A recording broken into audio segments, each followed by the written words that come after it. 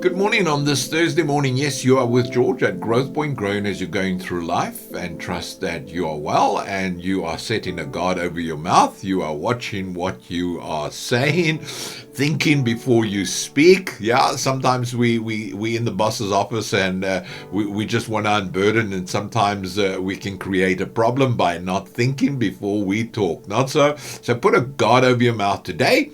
When you speak life.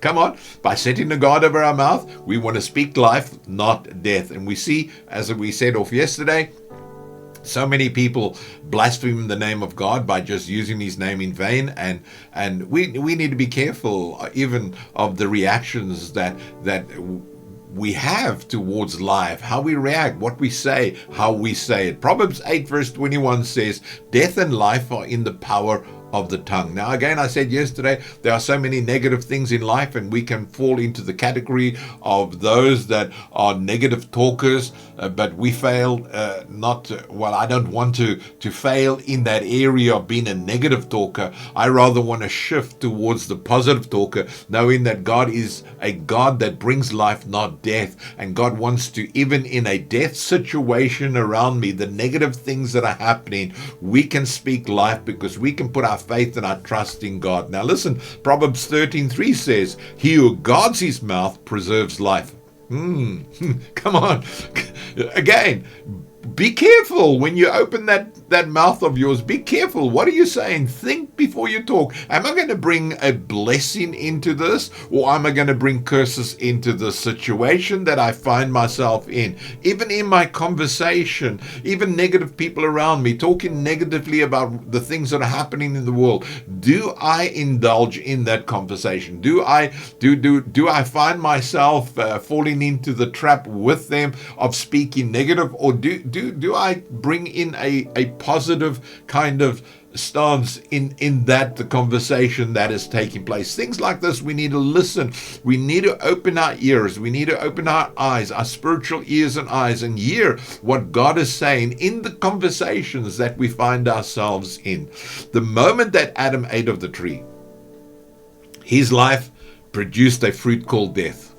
Now, I don't want you to talk death over your life, over your finances, over your family, over your marriage, over your work situation, over everything that is happening in and around your life. The moment he handed over his life, that is Adam, by speaking to the devil, entertaining him regarding the tree he was about to eat from, darkness fell over his life like a veil covering his eyes, blinding him of who the serpent was and what he was tempted to do. Be careful. The enemy will sneak in. You might think, oh, well, I can join in with this conversation. And at the end of the day, you can say, whoa, that didn't work out the way I think it should have.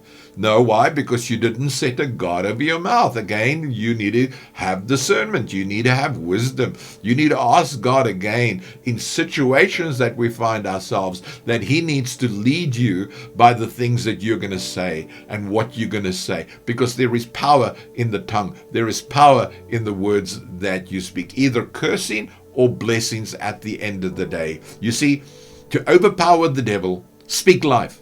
By using words that will encourage, bring healing, bring hope, recognition of the power of your speech that shape the reality and the influence of others, as noted in Proverbs 8 verse 21. Again, 8:21 says this, death and life are in the power of the tongue. So again, you have power that comes from your mouth.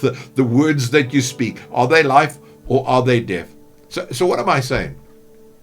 When you start your day, take a moment. Number one, God bless my family. So that's where I start. I start again by saying, God, today I want you to lead me into life, and I'm praying a blessing over my family. Number two, God's blessings over your family. That's what I said, over your life.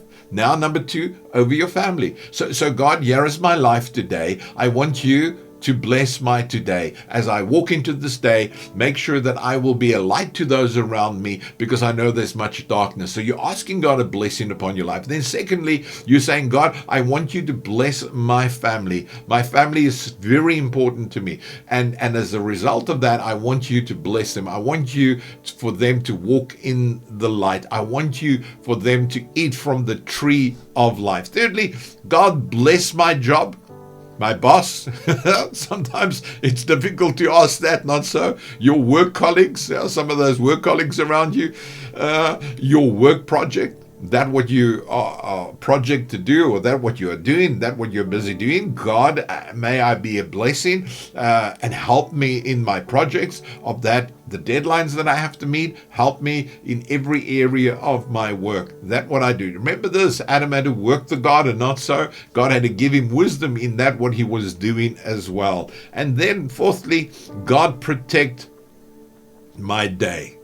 Your time on the road, the community that you live in, the work that you are in, ask God to bless. We live in a dangerous world, man. Let me tell you, driving to work is just a danger, because the roads are dangerous. We need to ask God to protect our day, to protect us on the road, to protect our community that we are working in. Ask God for the blessings to be there for you. So each day as you step in, you are filled with various spiritual landmines that the devil has placed in your path to cause you to lose your faith. When God spoke, he spoke life into existence. What am I saying to you on this Thursday? That when you open your mouth, make sure that you are speaking life into dead situations. Bring those dead situations to life through that what you speak. So make sure that you are speaking life into every situation.